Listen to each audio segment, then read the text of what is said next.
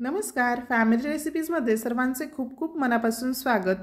कोणत्याही प्रकारचे प्रिझर्वेटिव्ह न वापरता अगदी साध्या सोप्या पद्धतीने हे हिरवे वाटाणे वर्षभर कसे साठवून ठेवायचे ते या व्हिडिओमध्ये सांगितले.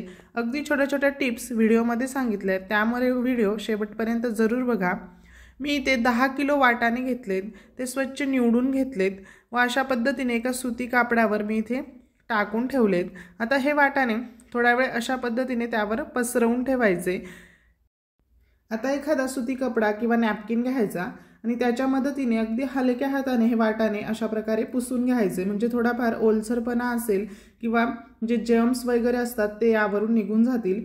अगदी हलक्या हाताने मी हे वाटाणे इथे अगदी व्यवस्थित पुसून घेतले. आता हे वाटाणे काय करायचे, पूर्णपणे परिपक्व झालेलाच दाणा आपल्याला इथे वापरायचा आहे. हे बघा, त्यातले हे वाटाणे मी इथे काढून ठेवले. थोडेसे असे बारीक आकाराचे कोवळे दाणे असतात ते यामध्ये घ्यायचे नाहीत आणि अशा प्रकारे जे वरचे साल निघालेले सुद्धा दाणे असतात ते सुद्धा यामधून काढून घ्यायचे. हे बघा, मी तुम्हाला इथे दाखवते. अशा पद्धतीचे दाणे सुद्धा आपल्याला इथे घ्यायचे नाहीयेत आणि कोवळे दाणेही बाजूला काढून घ्यायचे. ते तुम्ही लगेचच वापरून घेऊ शकतात. अशा पद्धतीचा पूर्णपणे परिपक्व झालेलाच इथे वाटाणा घ्यायचा आहे. आणि आता हे सर्व वाटाणे मी इथे व्यवस्थित कोरडे पुसून घेतले. अशा पद्धतीच्या झिपलॉक बॅग येतात, त्यामध्ये आता हे वाटाणे साठवून ठेवायचे.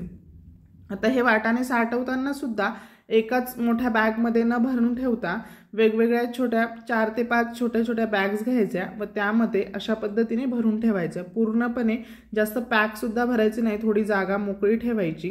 हे बघा, मी दाखवते ह्या पद्धतीने आणि व्यवस्थित ते झिप त्याचे बंद करायचे. हे झिप व्यवस्थित बंद झाले पाहिजे. जर ते थोडे जरी उघडे असेल तर वाटाण्यांना वास येऊ शकतो व ती खराब होण्याची शक्यता असते, म्हणून व्यवस्थित ते पॅक करून घ्यायचे.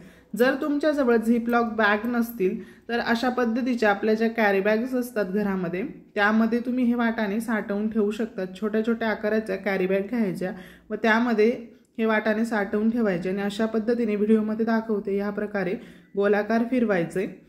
अगदी घट्ट अशी याला गाठ मारायची. जर तुम्ही एकाच मोठ्या बॅगमध्ये हे सर्व वाटाणे भरून ठेवले तर बाहेरची हवा जेव्हा आपण वापरण्यासाठी हे वाटाणे काढतो तेव्हा बाहेरची हवा पुन्हा त्यामध्ये जाते आणि लवकर हे वाटाणे खराब होण्याची शक्यता असते किंवा त्याला वास देखील येऊ शकतो. म्हणून अशा प्रकारे छोट्या छोट्या बॅग्स घ्या आणि ते वाटाणे एकदा काढले की त्यानंतर पुन्हा 1 ते 2 वेळामध्ये संपतील अशी त्याची काळजी घ्यायची, म्हणजे हे वाटाणे छान वर्षभर टिकतात, त्याला वास देखील येत नाही. इथे आपण कुठलीही प्रोसेस न करता, कोणतेही प्रिझर्वेटिव्ह न वापरता हे वाटाणे इथे साठवून ठेवणार आहोत. अगदी छान पद्धतीने हे वाटाणे साठवले जातात आणि हिवाळ्यात अशा पद्धतीचे हिरवे वाटाणे भरपूर प्रमाणात उपलब्ध असतात, शिवाय स्वस्त देखील असतात.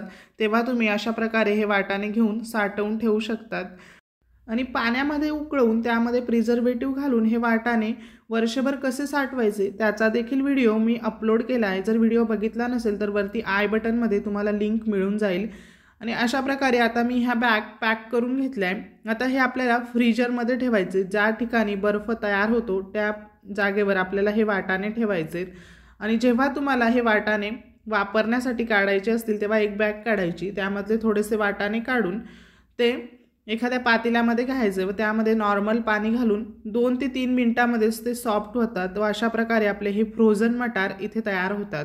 अगदी साधी सोपी पद्धत मी तुम्हाला इथे सांगितली. जर व्हिडिओ आवडला असेल तर व्हिडिओला जास्तीत जास्त शेअर करा. पुन्हा भेटूया अशाच एका छानशा रेसिपीमध्ये. तोपर्यंत धन्यवाद.